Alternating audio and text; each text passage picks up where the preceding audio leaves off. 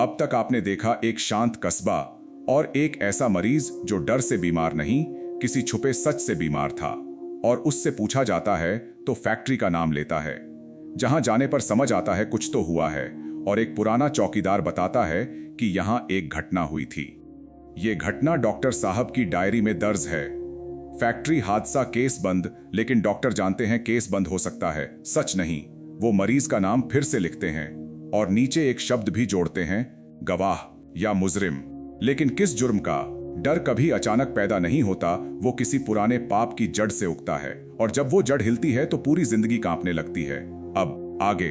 Police चौकी में बैठा मरीज अब होश में है, पर सुकून में नहीं। उसकी आंखें बता रही हैं ये डर नहीं, ये पछतावा है। डॉक्टर अनिरुद्ध उसे देखते हुए कहते हैं, आप डर नहीं रहे, आपने कुछ छुपाया है।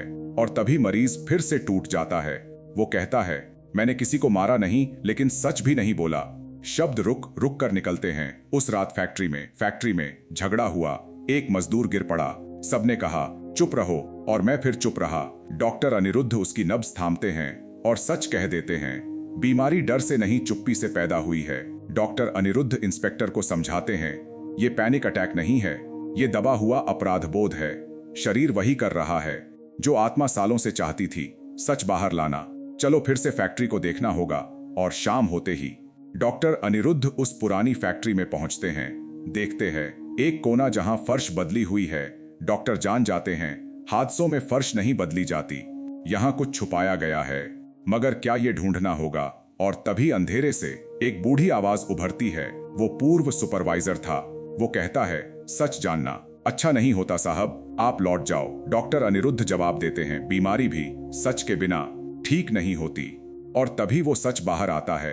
एक मजदूर महिला जो छुपी हुई सब देख रही थी, चिल्लाती हुई बाहर आती है। वो मजदूर गिरा नहीं था, सन्नाटा, उसे धक्का दिया गया था।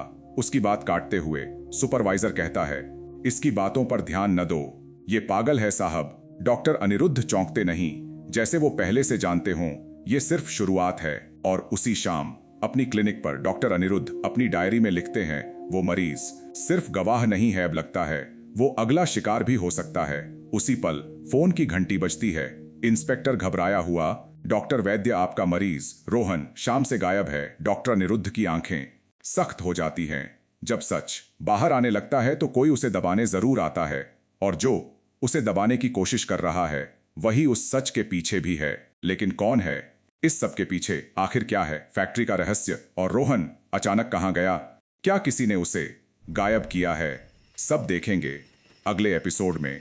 जुड़े रहें हमारे साथ, और अगर आपको कहानी पसंद आ रही है तो शेयर करें, और आगे की कहानी के लिए सब्सक्राइब करें, क्योंकि आगे के एपिसोड आपको तभी मिलेंगे जब आप सब्सक्राइब कर लेंगे। तो मिलते हैं अगले एपिसोड में।